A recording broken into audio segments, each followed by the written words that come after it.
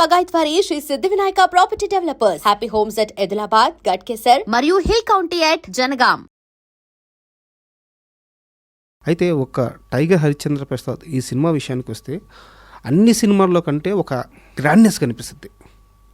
ఆ క్రౌడ్ కానీ అండ్ ఆ ఎద్దుల బండ్లు కానీ లేకుంటే ఆ జనం షార్ట్స్ కానీ ఒక భయంకరమైన ఒక రిచ్నెస్ కనిపిస్తుంది సినిమాలో.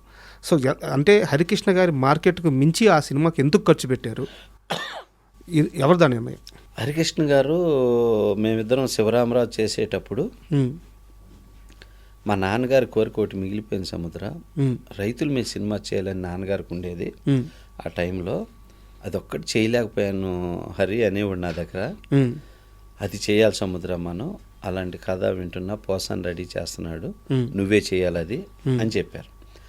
సరే అని చెప్పేసి అది రెడీ అయినాక సముద్రాకి చెప్పండి అనగానే నాకు విని ఓకే చేద్దాం బాబు, నచ్చింది అని చెప్పాక పోసాని కృష్ణమురళి కథ, పరుచూరి బ్రదర్స్ డైలాగ్స్. పోసానిది ఒక వెర్షన్ డైలాగ్ ఉంటుంది, పరుచూరి బ్రదర్స్ డైలాగ్స్. ఈ కాక దాసరి గారిది ఒక వెర్షన్. అవును. ఈ కాక హరికృష్ణ గారు మేమంతా రైతు నాయకులతో చర్చలు జరిపి ఇదొక వెర్షను.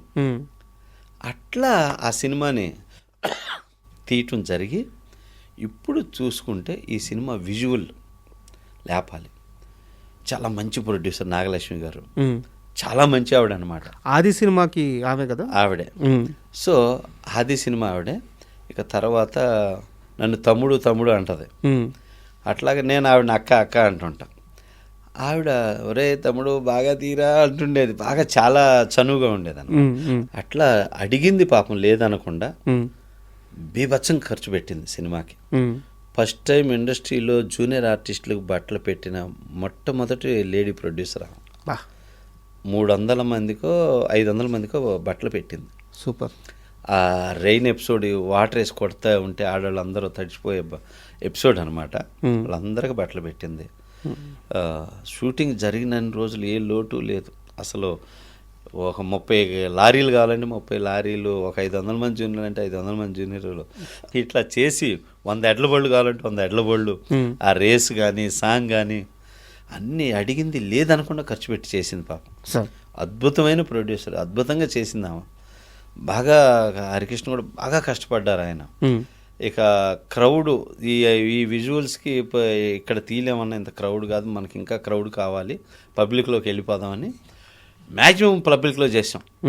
అసలు ఆ సినిమాలో ఉన్న పబ్లిక్ అయితే మ్యాక్సిమం సినిమాలో కనపడరండి, కనుచూపు మేర క్రౌడ్. అవును అవును అవును 10,000 మంది 15,000 మంది క్రౌడ్ అనమాట. అంత క్రౌడ్లో చేసాం ఆ సినిమా. కొంతమంది హీరోలు చేయరు, క్రౌడ్ని చూస్తే భయపడి పారిపోతారు. నందమూరి వాళ్ళకి ఏంటంటే క్రౌడ్ని చూస్తే ఎమోషన్ అవుతుంది, ఊపొస్తుంది. హరికృష్ణ గారు ఇక అనేవాడు. ఇక అట్లా చేసాం అనమాట సార్. అంటే చాలా బాగా చేసి ఆ సినిమాలో ఒక్క చాట కావాలి హరికృష్ణ గారి విషయంలో గుండె జల్లు మందండి. అదే అడగబోతున్నా, యాక్సిడెంట్. టమాటా రైతులు కిలో రూపాయికి అమ్మే ఎపిసోడ్లో లారీలు తెచ్చి ఇక టమాటా ఇంత సంవత్సరం కష్టపడి పంట పండిస్తే కిలో టమాటా రూపాయికి కొంటారా, రైతు వాల్యూ ఇదా అని నర్రా గారు ఆ సీన్లో చాలా బాగా చేశాడు పాపం. ఆ ఎదురొచ్చే లారీకి తగిలి చనిపోతాడు. అవును, సీన్లో చనిపోతే ఇప్పుడు ఆయన తగిలి పడిన తర్వాత లారీ ఆయన బాడీ మేము చెల్లిద్ది. ఇది చూసి హరికృష్ణ గారు పరిగెత్తుకు రావాలి, రియాక్షన్. ఈ లారీ ఇలా రావాలి, హరికృష్ణ గారు ఇలా రావాలి. ఈ షాట్ చేస్తున్నాం, హరికృష్ణ గారికి యాక్షన్ చెప్పగానే లారీ కదిలింది, ఈయన పరిగెత్తాడు. టమాటా మీద కాలు పడి స్లిప్ అయ్యాడండి. స్లిప్ అయ్యి లారీ ఇలా వెళ్తుంది, కరెక్ట్గా టైరు ఆ టైర్ ఈ టైరు అలా క్రాస్ అవుతుండగా వచ్చి ఆగాడండి. అమ్మ బాబోయ్, కొంచెం ఏమైనా ఉంటే లారీ కాళ్ళు మీద ఎక్కేది లారీ. అవును, అంతే గుండెలు అంత డేంజర్ అనమాట. అలాగ అమ్మాయి అమ్మ అని చెప్పేసి అది గుర్తొచ్చినప్పుడల్లా భయం వేసేది. అమ్మో ఎంత ఘోరం జరిగేదిరా బాబు, ఎంత అపకీర్తి మిగిలిపోయేదని చెప్పేసి. భయపడ్డారు ఆయన షాట్? ఆయన భయపడలా, మేమందరం భయపడ్డాం. అది అన్ఎక్స్పెక్టెడ్గా జరిగింది కదా, అంతే స్కిడ్ అయ్యి. అట్లాగా కొన్ని సీన్లు చేయాలని కూడా చేసేవాడు. సార్ ఎడ్ల బళ్ళు తోలటం, అన్ని ఎడ్ల బళ్ళల్లో ఒరిజినల్ తోలేడు, నో డూబు. హరికృష్ణ గారు నో డూబు ఆ ఎడ్ల బళ్ళు చేజింగ్లో అస్సలు. ఆయన ఎడ్లు అంటే బాగా ఇష్టం సార్. అలా చేశాడు. సార్ అంటే మీకు సంబంధం లేని ఒక ప్రశ్న అడుగుతున్నాను, అది మీకు తెలుసుంటే చెప్పండి లేదా స్కిప్ చేసేద్దాము. హరికృష్ణ గారితో మీకు ఒక ట్రావెల్ ఉంది కాబట్టి ఆయన బతుకున్నప్పుడే జూనియర్ ఎన్టీఆర్ గారు ఆది, సింహాద్రి పెద్ద పెద్ద హిట్లు కొట్టారు. ఆల్మోస్ట్ టాప్ 1 టాప్ 2 ఆ రేంజ్కి వెళ్ళిపోయారు. ఆయన తన కొడుకు సక్సెస్ చూశారు. ఏ రోజైనా మీ దగ్గర సముద్ర నా బిడ్డ ఎక్కడికి వెళ్ళాడో అనే ఒక ఆ గర్వం, ఆ తండ్రికి ఉండే గర్వం ఏ రోజైనా చూపించారా? బ్రహ్మాండం అండి, చాలా బాగుండేది. ఏం చెప్పేవారు వాళ్ళ కొడుకు గురించి? చెప్పాడు ఎన్టీఆర్ గురించి, చాలా బాగా చెప్పాడు. నేనే శివరామరాజు పిలిచా కదా, శివరామరాజు ఆడియోకి చాలా గర్వపడేవాడు. మామూలు కాదు సముద్ర, నాన్నగారు అంశవాడు అని చెప్పేవాడు. ఆయన అంటే పిల్లాడి ముందు పొగిడేవాడు కాదు అది. ఓకే, నా దగ్గర అనేవాడు ఇంటర్నల్గా. చాలా బాగా చెప్పాడు. మేము చెప్తా ఉండేవాళ్ళం కదా ఆ సినిమా.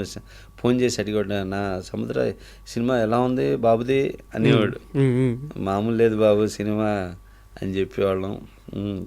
ఏ సీన్లు బాగా చేశాడు ఇవి అని తెలుసుకునేవాడు, అడిగేవాడు. బాలయ్య బాబు అంటే కూడా చాలా ఇష్టం హరికృష్ణ గారికి. అయ్యో ఎంత ఇదంటే చూడే మా తమ్ముడు ఎట్టున్నాడు వర్చెస్ మా నాన్నేనయ్యా, ఎంత ఆనందపడేవాడు చెప్పి బాలయ్య బాబు గురించి. ఒక గెటప్ వస్తుండే కదా అప్పుడు మ్యాగజైన్స్లో, చూసి ఇట్లా చూసి చూడ సముద్రం అని చెప్పేసి బాలయ్య బాబు గురించి అసలు చాలా ముచ్చట పడేవాడు. అలాగే ఎన్టీఆర్ గురించి ముచ్చట పడేవాడు. కళ్యాణ్ గురించి, కళ్యాణ్ రావాలమ్మా అని కళ్యాణ్ గురించి కొంచెం టెన్షన్ పడేవాడు.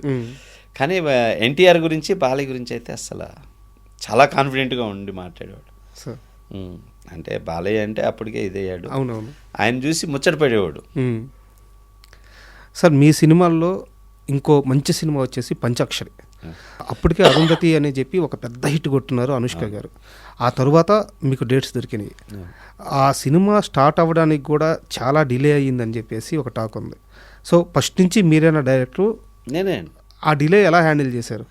అంటే యాక్చువల్గా ఫస్ట్ స్టార్టింగ్ డిలే కాదు, అమ్మాయి అరుంధతి చేశాక ఎవరికి చేయలే, లేడీ ఓరియంటెడ్. చంద్రాకి మాట ఇచ్చింది.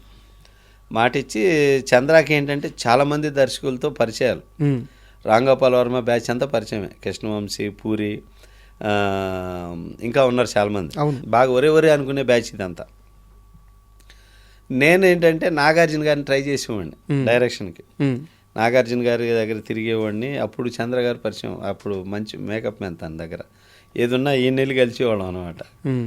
అట్లా పరిచయం అయితే అప్పుడు నేను డైరెక్టర్ అయ్యి కొంచెం చేస్తున్నాక అప్పుడు ఆలోచించుకొని, ఒరే అమ్మ వీళ్ళందరూ అయితే నా మాట వినరు, సముద్ర అయితే మంచోడు మాట వింటాడని అప్పుడు నాగార్జున గారికి చెప్పాడు, బాబు ఇట్లా అని. ఓకేరా సముద్రం మంచోడు, సముద్రాన్ని పెట్టుకో అని చెప్పారు. నాకు మిమ్మల్ని పిలిచి ఏదో వార్నింగ్ కూడా ఇచ్చారంట. నాకు అది వార్నింగ్ అంటే స్వీట్ వార్నింగ్, జాగ్రత్త కాదు, పెట్టుకో, బట్ సముద్రాన్ని ఒకసారి పిలువు అని చెప్పి నాగార్జున గారు. కేడీ షూటింగ్ జరుగుతుంది, గోవాలో ఉన్నారు. సరే ఇక్కడ తీసుకొచ్చే సముద్రాన్ని అన్నాడు. నేను చంద్ర కలిసి గోవా వెళ్ళాం. నాగార్జున బాబుని కలిసాము. కలిస్తే ఒకటే అన్నాడు నాగార్జున గారు, సముద్ర శ్యాంప్రసాద్ రెడ్డి అరుంధతి తీశాడు, ఆయన పెద్ద ప్రొడ్యూసర్. ఇక్కడ ఉంది చంద్ర నా మేకప్ మ్యాన్, అంత ప్రొడ్యూసర్ కాదు, ఈ లైఫ్ జాగ్రత్త, అంత బడ్జెట్ బట్టి చేయకుండా ఇబ్బంది పెట్టకుండా అమ్మా జాగ్రత్తగా చేయి, ఏదన్నా ఉంటే కనుక నాకు చెప్పు అని చెప్పి ఈ ఒక్క మాటే చెప్పారు నాగార్జున. కథ రెడీ అయినాక ఒకసారి చెప్పండి అమ్మా అని చెప్పాడు. కథ రెడీ అయినాక రైటర్ చెప్తే నాకు వద్దు, డైరెక్టరే చెప్పాలి నాకు అన్నాడు. నేను చెప్పాక అప్పుడు ఓకే గో హెడ్ అన్నారు. For more videos, please subscribe to iDream. Please subscribe to iDream. Please subscribe iDream. And please subscribe to iDream. For more videos, subscribe to iDream. please like, share and subscribe to the channel. Congratulations, iDream. Subscribe to iDream. Subscribe to iDream. So subscribe to iDream Media. iDream ki iDream team andarki huge congratulations. Please subscribe iDream Media. Please subscribe to iDream. Subscribe iDream. Please subscribe to iDream. I dream అంటే నా కళల ఛానల్ను subscribe చేసుకున్న నోరు తిరుగుతలేదు, మీరైతే గంట గుర్తు కొట్టండి. For more such videos, please subscribe to iDream. Subscribe to iDream. Please subscribe to iDream. Please subscribe iDream Media. Please do subscribe to iDream. Please subscribe to iDream Media. For best entertainment and information, please subscribe iDream. And don't forget to subscribe